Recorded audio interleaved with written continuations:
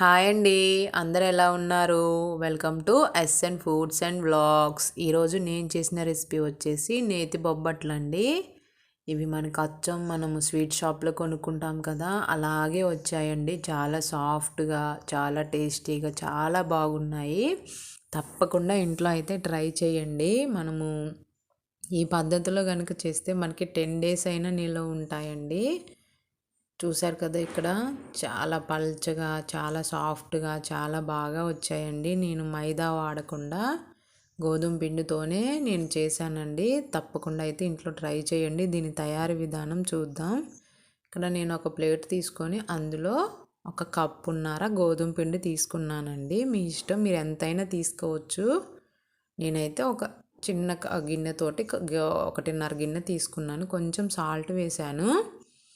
నేను నెయ్యితో చేస్తున్నాను కాబట్టి ఎలాంటి ఆయిల్ అయితే వాడలేదు. ఇలా మధ్యకి కొంచెం హోల్ చేసుకొని ఒక 2 స్పూన్స్ నెయ్యి వేసుకొని ఇలా మొత్తం కలుపుకోవాలి. ఇలా మొత్తం కలుపుకుంటే మనకి పిండి అనేది సాఫ్ట్ అవుతుంది.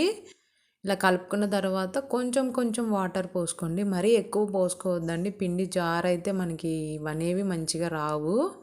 ఇలా కలుపుకున్న తర్వాత మొత్తం ఇందులోనే మళ్ళీ కొంచెం ఒక 1 ఆర్ 2 స్పూన్స్ నెయ్యి వేసుకోండి. ఇలా నెయ్యి వేసుకొని మళ్ళీ 1 మినిట్ అలా మొత్తం ఈ నెయ్యి అంతా ఆ పిండిలో కలిసేలా చేసుకోండి. నెయ్యితో చేసుకుంటే ఏంటంటే చాలా టేస్టీగా, సాఫ్ట్గా బాగుంటాయండి. మీకు నెయ్యితో ఇష్టం లేకపోతే ఆయిల్తో కూడా చేసుకోవచ్చు. నేనైతే ఇక్కడ నెయ్యితో చేశాను. ఇలా కలుపుకోవాలి. ఇలా కలుపుకొని ఒక 1 అవర్ అలా పిండికి రెస్ట్ ఇవ్వాలండి. ఈ పిండి నానేలోపు నేనైతే ఇక్కడ ఒక చిన్న కప్పు పచ్చిశనగపప్పుని ఒక 2-3 అవర్స్ ముందే నానబెట్టాను. అందులోనే కొంచెం పసుపు వేసుకొని కుక్కర్లో ఉడికించుకుంటున్నానండి. ఒక 3-4 విజిల్స్ వచ్చే వరకు ఉడికించుకోండి. విజిల్ అంతా పోయాక చూడండి. ఇలా తీసి చూడండి. ఇలా మెదిగితే ఉడికినట్టు, ఉడకకపోతే కొంచెం వాటర్ పోసుకొని మళ్ళీ ఉడికించుకోండి. దీన్ని మిక్సీ గ్రైండర్లో గ్రైండ్ చేసుకోవాలండి. వాటర్ అయితే ఎక్కువ పోయొద్దు, మళ్ళీ మనకు పప్పు ఉడకడానికి ఎక్కువ టైం పడుతుంది. చూసారు కదా, ఇలా గ్రైండ్ చేసుకొని పక్కన పెట్టుకోవాలి. దీనికి నేనైతే ఇక్కడ ఒక కప్పు బెల్లం అయితే తీసుకున్నానండి. నేను ఇక్కడ ఈ బెల్లాన్ని కరిగించుకుంటున్నాను. ఒక కళాయి తీసుకొని అందులో కరిగించుకోవాలి. వాటర్ అయితే పోసుకోవద్దండి.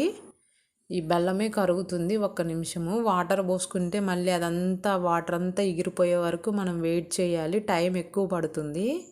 ఈ బెల్లాన్ని 1 నిమిషం మనం ఇలా కలబెడితే కరుగుతుంది. ఇది కరిగితే మనకి ఇంకా వెంటనే అయిపోతుంది ప్రాసెస్ అనేది. చూసారు కదా, ఇలా కరిగింది.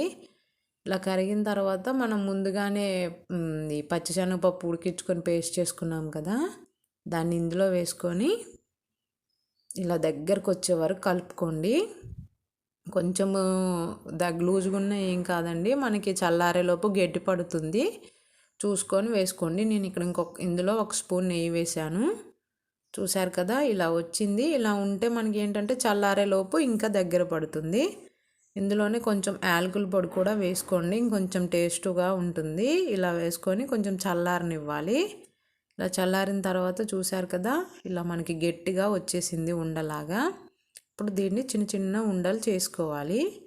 దీన్ని పక్కన పెట్టుకొని ఇందాక మనం నానబెట్టుకున్న గోధుమ పిండిని తీసుకొని చిన్న చిన్న ఉండల్లాగా తీసుకోవాలండి. మనము చిన్నది చపాతీ చేసుకోవడానికి చిన్నదైనా తీసుకోవచ్చు, పెద్దది మన ఇష్టం, సైజుని బట్టి ఉండలు చేసుకోండి. ఇలా 1 బై 1 అన్నీ చేసుకొని పక్కన పెట్టుకోండి. ఇలా పక్కన పెట్టుకున్న తర్వాత ఈ పిండిని కూడా మనం చిన్న చిన్న ఉండలు చేసుకోవాలి. మరీ ఎక్కువ చేసుకుంటే ఆ పిండి అనేది బయటకు వచ్చేస్తుంది. కొంచెం ఇవి శనగపప్పు ఉండలు అనేవి కొంచెం చిన్నయే చేసుకోవాలండి. ఇవి కూడా అన్నీ చేసుకొని పక్కన పెట్టేసుకోండి. ఇలా పక్కన పెట్టుకున్న తర్వాత ఇక్కడ నేనైతే ఒక పాలిథిన్ కవర్ అయితే తీసుకున్నాను. ఇలా కవర్ తీసుకుంటే మనకి బొబ్బట్లు చేసుకోవడానికి ఈజీగా ఉంటాయి. ఇందులో నేను నెయ్యి వాడాను. ఇలా నెయ్యి రాసి ఈ చపాతీని కొంచెం స్ప్రెడ్ చేశాను చేతితోటి. చూసారు కదా, ఇలా స్ప్రెడ్ చేశాక చేతిలో వేసుకొని ఇలా ఒక ఉండ పెట్టి ఇలా మొత్తం క్లోజ్ చేయాలండి.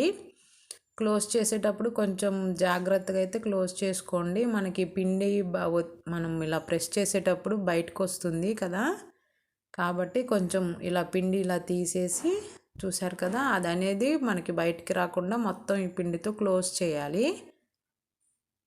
ఇలా క్లోజ్ చేసి మనము నేతిని చేతితో రాసుకొని కానీ లేదంటే ఇలా వేసుకొని కానీ ఇలా మనం చపాతీలు చేసుకుంటాం కదా అలా చేతితోనే ఒత్తుకోవాలండి. గట్టిగా ఒత్తొద్దండి. గట్టిగా ప్రెస్ చేస్తే ఏమవుతుందంటే పిండి బయటకు వస్తుంది. మనం ఆ వేళ్ళతోనే కొంచెం లైట్గా ప్రెస్ చేయాలి.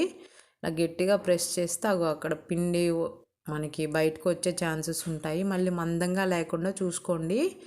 నిదానంగా స్లోగా ఏళ్ళతో జస్ట్ లైట్గా ప్రెస్ చేస్తూ ఇలా మొత్తం ఒత్తుకోవాలండి. బొబ్బట్లు పలుచగా ఉంటేనే టేస్ట్గా ఉంటాయండి. మరి మందంగా ఉన్నా కానీ మనకి చివర్లో అది తినడానికి అంత బాగోవు. ఇలా చూసారు కదా, ఇలా పల్చగా లైట్గా ప్రెస్ చేస్తూ ఒత్తుకోవాలి. మనం పూరీకర్రతో కూడా చేసుకోవచ్చు, కానీ పూరీకర్రతో చేస్తే ఏంటంటే ఈ పిండి అనేది మొత్తం బయటకు వచ్చేస్తుంది. ఇలా మొత్తం చేసుకోండి. మన ఛానల్ ఎవరైనా ఫస్ట్ టైం చూస్తుంటే సబ్స్క్రైబ్ చేసుకోండి. వీడియో నచ్చితే లైక్ చేయండి, షేర్ చేయండి.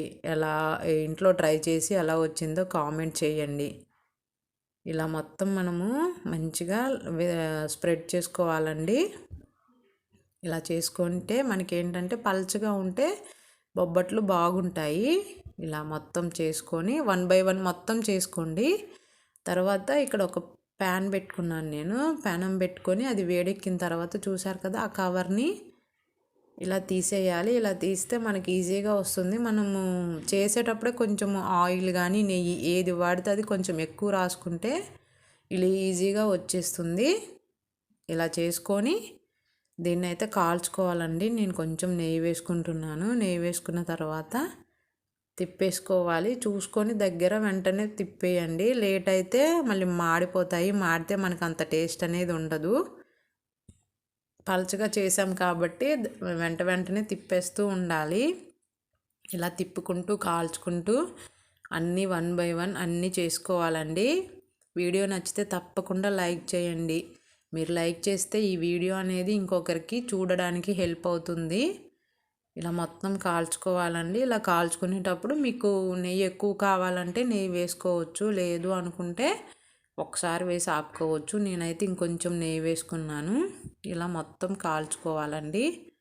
చూశారు కదా, బొబ్బట్లు అయితే మనము బయట కొనుక్కొచ్చుకునే పని లేకుండా హెల్తీగానే ఇంట్లోనే తయారు చేసుకోవచ్చండి. తప్పకుండా ఇంట్లో అయితే ట్రై చేయండి. చాలా బాగా నచ్చుతుంది మీకు ఈ వీడియో.